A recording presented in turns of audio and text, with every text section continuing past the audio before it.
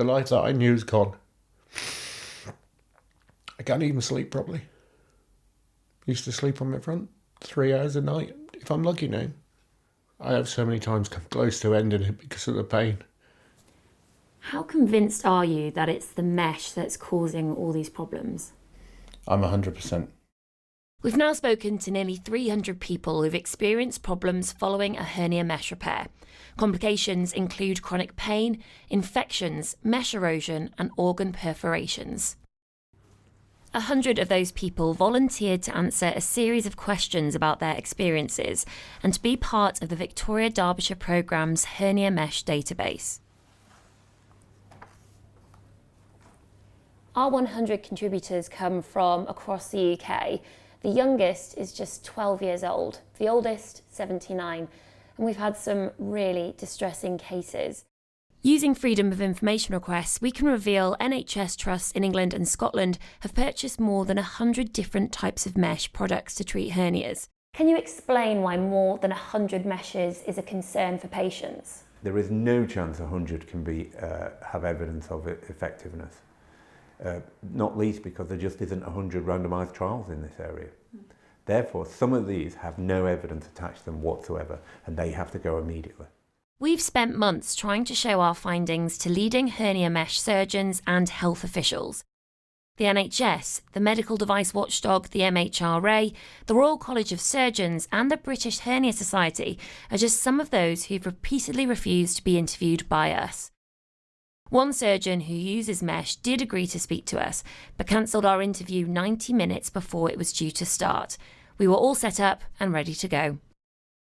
This development will be extremely upsetting and frustrating for the hundreds of people who've shared their stories with us. They already feel abandoned by the medical community. This will be just another blow. But it also raises questions about why we are finding it so hard to find someone to sit down and go on record and defend mesh.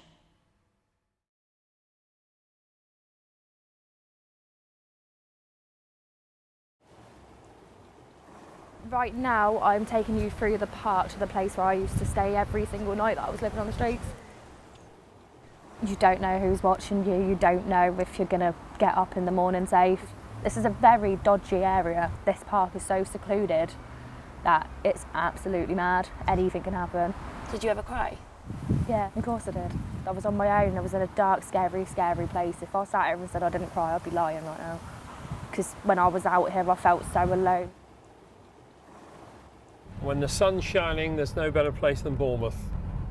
There are also many within the town who are concerned the growing homeless problem is damaging Bournemouth's reputation as a holiday destination. And you can see people begging in the streets, and it's an annoyance for people who come here on holiday. This is a really popular place for homeless people to hang out, particularly at night. But in 2015, the council started playing loud music like bagpipes and Alvin and the Chipmunks. They said it was to stop antisocial behaviour.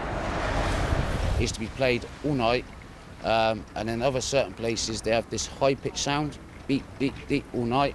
Then it emerged the council were buying homeless people train tickets, but there was a condition. They were one way. The idea being they could send people back to where they came from. Bournemouth councils say they only offer the so-called reconnection policy to rough sleepers who aren't local to the area. But Gareth Glendale-Picton claims he was still offered a one-way ticket to Manchester. It made me feel sick because I've lived here all my life, you know. It's hard for me to even stand here speaking to you on this camera. But you came up to us today, you wanted to talk to us. Can you tell me why? Because it needs to be made public.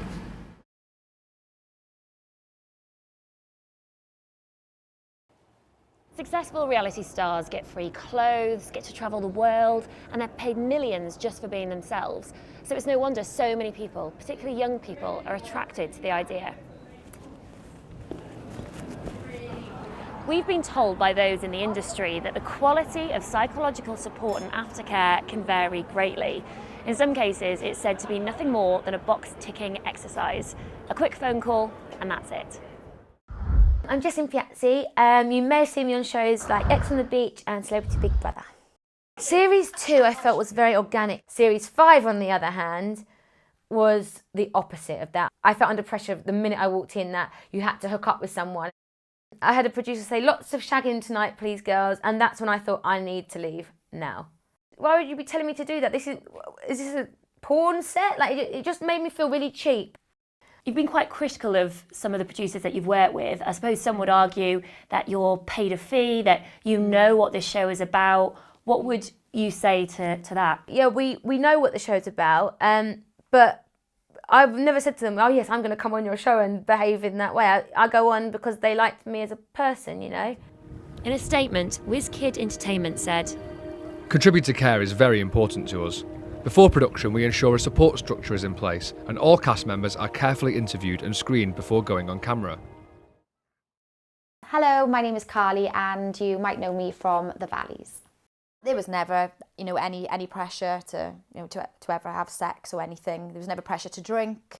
My mum passed away during the day that the second episode aired in the second series. She passed away at home, peacefully with all the family.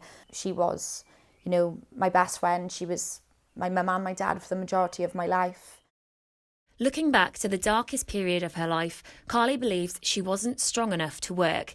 Yet she says she did filming a day after her mum's death. They were on schedule to get it finished, and obviously if that hadn't have been aired, I would have felt like I'd be letting all the cast down as well. So I did feel under pressure to get it done. I told a TV psychologist about what happened with you and your mum, and she said that she couldn't comment on an individual case, but she said in a situation like that, she would want an independent psychologist to have a private chat with a person before continuing with filming. Did that happen with you? Not at all, no. Did anyone speak to you? No.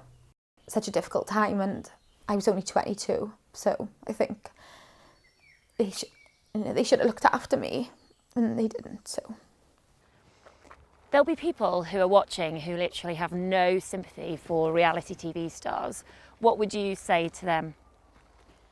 Just that, I understand that when you sign up to, a programme like The Valleys, that you put yourself out there, but given the recent losses with Mike and Sophie, I think that something really has to change, because reality TV is not going anywhere, and so if it's not going anywhere, then something has to be put in place. True North says it's constantly reviewing its duty of care practices and will continue to do so after hearing about Carly's concerns.